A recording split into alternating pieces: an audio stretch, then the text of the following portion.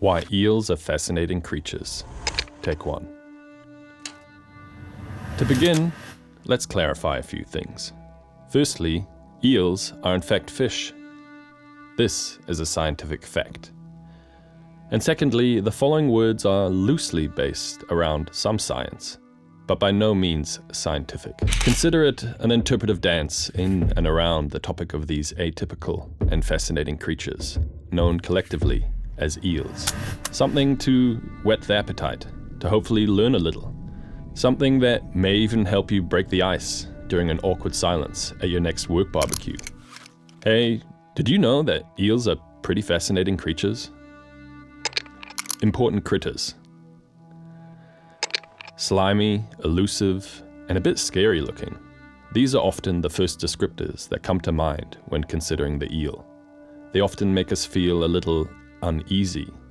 They are cryptic and creepy, mysteriously hiding in the shadows.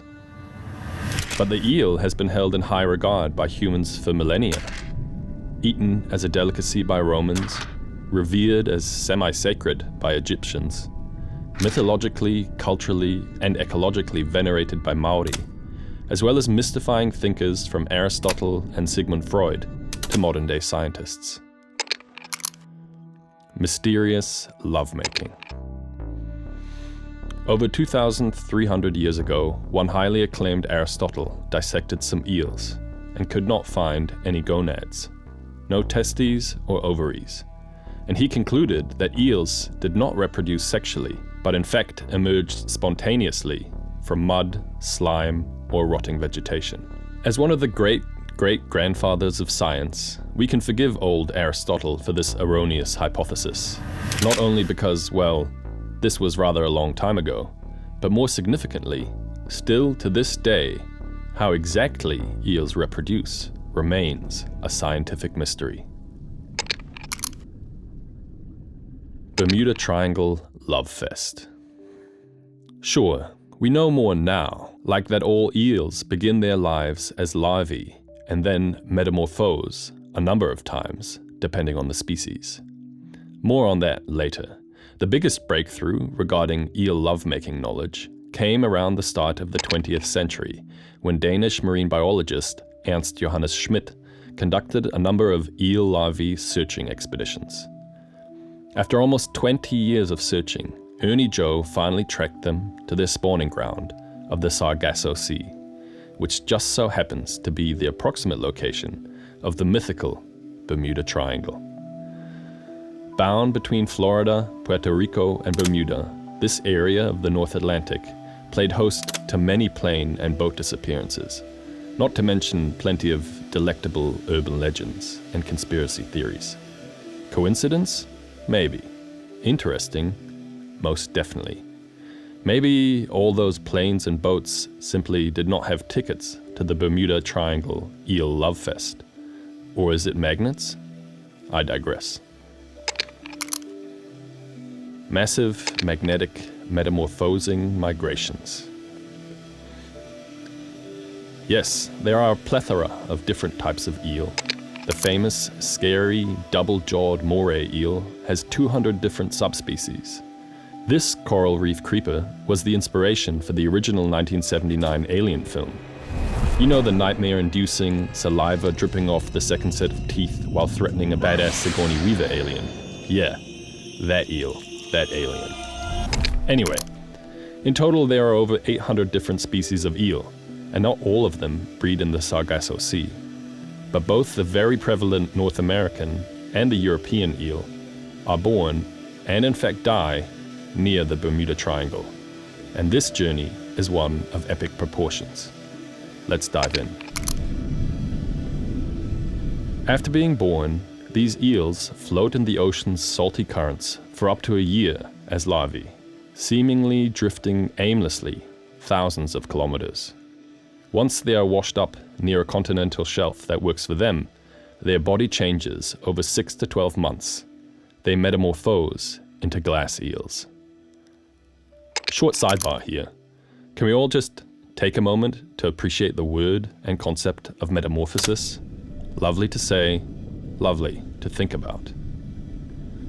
Anyway, At this point, the glass eel begins actual proper swimming, rather than floating, towards and then into the river mouth of their choice.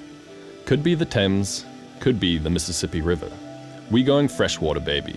And after only a few weeks, metamorphosis, there's that word. Metamorphosis number 2 begins.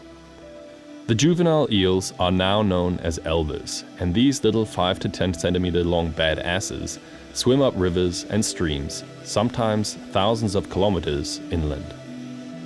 Often, they even scurry short distances across land to find that ideal eel habitat. Once a nice wee spot has been discovered, something with a slow current and some solid hiding places, our eels will have reached their next stage of metamorphosis, turning into yellow eels.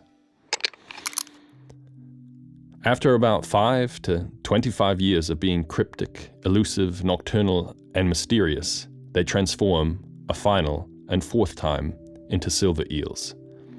This marks the beginning of the last behemoth voyage for our eels, as if an internal voice tells them to return from whence you came.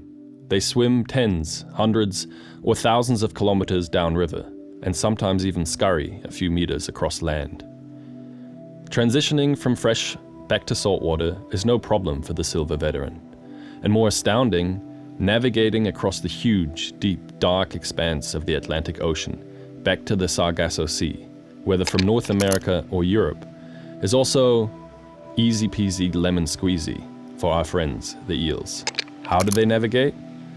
Well, some very smart and industrious scientists have proposed that these eels can sense the Earth's magnetic field, which is apparently called magnetoreception. There's your new word for the day.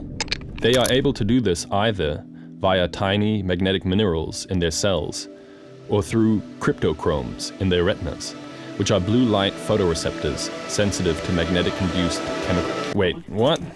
This is getting way too scientific. It could also have something to do with the Bermuda Triangle, or Atlantis, for all that we know. The meaning of life. So, after a lifespan of somewhere in the league of 30 to 50 years, and 2,000-kilometer-long, multi-year metamorphosing journeys, the North American and European eel grow some gonads, arrive at the Sargasso Sea, breed, and then die. And that, my friends, is the meaning of life. For them, I guess, for the eels. For humans, it's hard to tell at this point. Intriguingly, the New Zealand and Australian eels undergo a very similar 1,000-kilometer-long journey to their northern hemisphere cousins. Their spawning ground is somewhere in the Pacific Islands, perhaps near Tonga, but no one knows exactly where. Unfortunately, many of the New Zealand eels currently living in the lakes and rivers of particularly the South Island will never be able to breed. This is because their return journey has been blocked by hydroelectric dams that have been built since they first journeyed upstream. They will stay and die in those lakes and rivers, never to breed, and one day there will be no eels left. This tragedy is a different tale entirely. All right, that was quite a lot to digest. So here's some final mega fact nuggets to bust out during your next awkward silence at a work function or kid's birthday party. Some New Zealand longfin eels have lived over 100 years, and particularly those that are now stuck may live much, much longer. Some elvers can swim up large waterfalls and even navigate through dams. Not all eels migrate up rivers. The conga, yes, conga, is one of these marine eels. It can grow up to 3 meters long and weigh roughly 72 kilos. Electric eels are not true eels. They are part of the knifefish family. They can still deliver shocks of up to 600 volts though, so stay clear of those. Alright, that's more than enough for today. I hope you enjoyed and learned a thing or two, and if you want to learn more, read the Book of Eels, a far more detailed, accurate, and eloquent narrative about our friends the eels. Thank you for your time and listening, and if you want to represent the eels, buy a t-shirt, or not. That's it. That's all she wrote. Flashmodern.com, baby.